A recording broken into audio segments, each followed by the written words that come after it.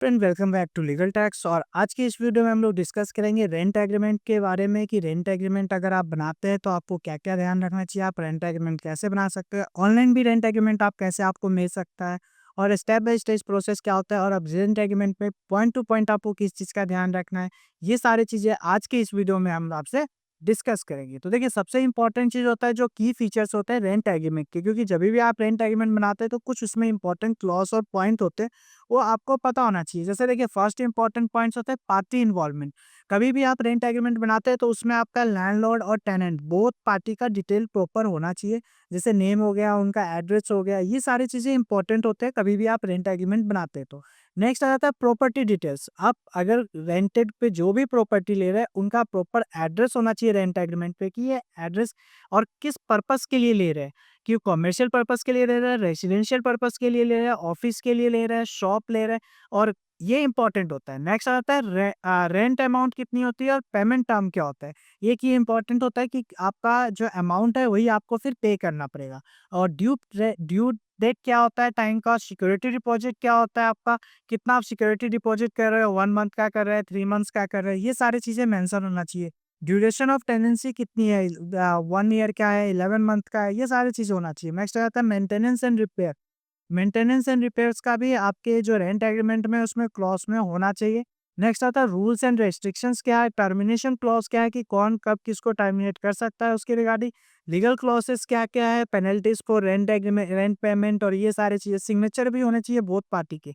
तो ये सारे आपके की फीचर्स होते हैं जब आप एक रेंट एग्रीमेंट बनाते हैं। मैं आपको रेंट एग्रीमेंट का एग्जाम्पल भी दिखा देता हूँ, जिसके बेसिस पे आपको क्लियर हो जाएगा कि रेंट एग्रीमेंट जब आप बना। हाँ जी, तो इस टाइप से आप देख सकते हैं रेंट एग्रीमेंट का। मैं आपको एक फॉर्मेट दिखा देता हूँ जिसके बेसिस पे आपको क्लियर हो जाएगा कि कभी भी आप रेंट एग्रीमेंट बनवाते हैं तो उसमें आपको इन चीज़ों का ध्यान रखना बहुत ज़रूरी होता है। देखिए, एक तो होता है फर्स्ट स्टैम्प पेपर, कितने का आपने स्टैम्प पेपर किया, उसके बाद नोटरी होना चाहिए कि नोटरी प्रॉपर होना चाहिए। इसमें फिर आपका डेट आ जाता है कि किस डेट को ये नोटरी हुआ है, ये एक्सपायर तो नहीं हुआ है। रेंट एग्रीमेंट में फर्स्ट आ जाता है, फर्स्ट पार्टी आ गया जो ऑनर हो गया, सेकंड पार्टी आ गया। इसके बाद इसमें सारे क्लॉसेस लिखे होते हैं कि कमर्शियल पर्पस के लिए यूज़ कर रहे हैं, उसके बाद सारी डिटेल्स होते हैं, जो कंडीशन होते हैं। उसके बाद जो लास्ट में होता है फर्स्ट पार्टी, सेकंड पार्टी का हो गया, उसका जो विटनेस हो गया, उनकी सारी चीज़ें यहाँ पे नोटराइज़ होता है, उसके बाद फिर नोटरी होता है। तो ये सारे डॉक्यूमेंट्स रिक्वायर होता है जभी भी आप एक रेंट एग्रीमेंट बनाते हैं। इस टाइप से एक फॉर्मेट होता है और उसको प्रॉपर नोटराइज़ करवाना होता है जभी भी आप एक रेंट एग्रीमेंट बनवाते हैं। बेनिफिट्स क्या होता है, बोथ पार्टी के लिए कुछ बेनिफिट्स होता है, जैसे ओनर के लिए कुछ बेनिफिट्स है, लैंडलॉर्ड के लिए कुछ बेनिफिट्स है, और बोथ पार्टीज़ के लिए भी है। जैसे फर्स्ट आ जाता है लीगल प्रोटेक्शन हो जाता है, अगर कोई केस डिस्प्यूट आता है तो उसका लिए टाइमली पेमेंट के लिए आपको बेनिफिशियल हो जाता है, रूल्स को प्रॉपर्टी यूज़ के लिए हो जाता है। टेनेंट के लिए भी कुछ है, जैसे कि आपको राइट हो जाता है कि आप उस प्रॉपर्टी में रह सकते हैं जब तक आप प्रॉपर वहाँ पे आप रेंट पे कर रहे हैं। प्रिवेंट सडन इविक्शन से भी आप बच सकते हैं कि कुछ आपको नोटिस आ जाए कि आपको आज खाली करना है, ये सब चीज़ से भी आप बच सकते हो और ज़्यादा रेंट भी हाई नहीं कर सकते। तो इस टाइप से आप वहाँ से भी बच सकते हैं। बोथ पार्टी के लिए मिसअंडरस्टैंडिंग क्लियर हो खत्म हो जाता है। अब आ जाता है step by step creating a rent agreement. देखिए, सबसे पहला जो मैंने आपको बताया कि ड्राफ्टिंग, जो सबसे इम्पोर्टेंट है। ड्राफ्टिंग करने के बाद आपको स्टैम्प पेपर परचेस करना होता है। स्टैम्प पेपर परचेस करने के बाद जो स्टैम्प पेपर होना चाहिए मिनिमम 100 रुपीज़ का होना चाहिए, क्योंकि बहुत जगह मैंने ऐसे देखा है कि वो 10 रुपीज़ में भी बना लेते हैं लेकिन उसकी वैलिडिटी नहीं होती। तो कभी भी आप अगर बना रहे हैं तो आपका 100 रुपीज़ के से लेके 500 रुपीज़ के स्टैम्प पेपर पे होना चाहिए, और उसका प्रॉपर प्रिंट निकाल के नोटरी करवा सकते हैं। अब स्टैम्प पेपर भी आप खुद ही निकाल सकते हैं, वो भी मैं आपको प्रोसेस बता देता हूँ कि कैसे प्रोसेस से निकाला जाता है स्टैम्प पेपर। तो इसके लिए आपको क्या करना होता है, सबसे पहले आपको गूगल पे जाना होता है। गूगल पे जाके आप यहाँ पे लिख सकते हैं ये स्टैम्प पेपर, ठीक है। जैसे आप ये स्टैम्प पेपर लिखेंगे, ये स्टैम्प पेपर का साइड आ जाएगा, यहाँ पे आप क्लिक करेंगे। क्लिक करते ही आपको, जैसे ही आप क्लिक कर से मैंने कितने स्टैम्प पेपर निकाले हो ये भी शो कर देता है। अगर आपको किसी स्टेट का निकाला है तो वहाँ से यहाँ पे सारे स्टेट के आपको मिल जाएंगे। इनमें से आप सेलेक्ट कर सकते हैं कि कौन से स्टेट के आपको निकालना है। सपोज मुझे दिल्ली का निकालना है, मैंने दिल्ली का सेलेक्ट कर लिया। मैंने ऑलरेडी इसके ऊपर भी वीडियो बनाया हुआ है कि होम डिलीवरी आप कैसे निकाल सकते हैं। होम डिलीवरी आपको चाहिए तो उसके लिए चार्जेबल होता है। सेल्फ प्रिंटेड में भी आपके पास आ जाता है कि आप सेल्फ प्रिंटेड कैसे कर सकते हैं। इसके लिए एक एप्लीकेशन होता है, वो आपको इंस्टॉल करना पड़ता है।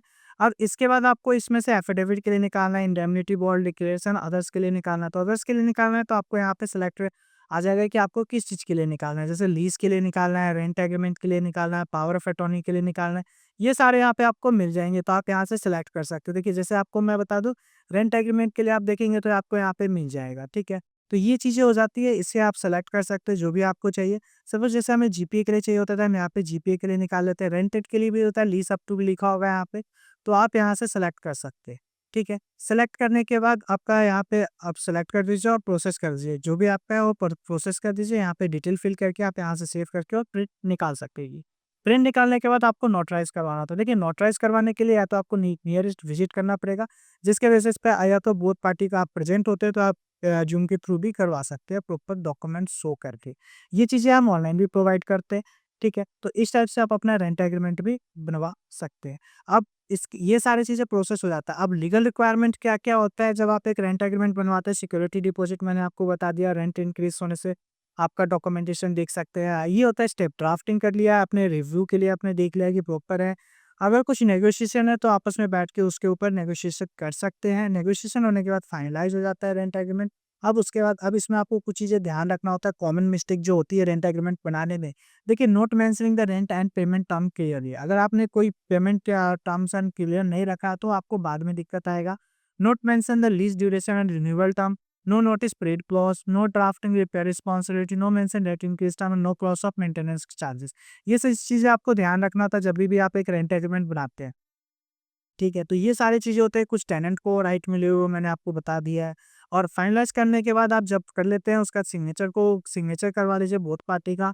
बोथ पार्टी का सिग्नेचर करवाने के बाद एक कॉपी अपने पास रखिए, एक पार्टी सेकंड पार्टी को दे दीजिए, जिससे कि आपको इन फ्यूचर कोई डिस्प्यूट होता था आप उनको दिखा सकते हैं कि ये ओरिजिनल है और इसके बेसिस पे आप अपना रेंट एग्रीमेंट के बेस पे आपको कोई डिस्प्यूट है तो आप लीगली जा सकते हैं। होप अगर वीडियो अच्छी लगी हो तो लाइक ज़रूर कर दीजिएगा और चैनल को सब्सक्राइब ज़रूर कर दीजिए। थैंक यू एंड धन्यवाद।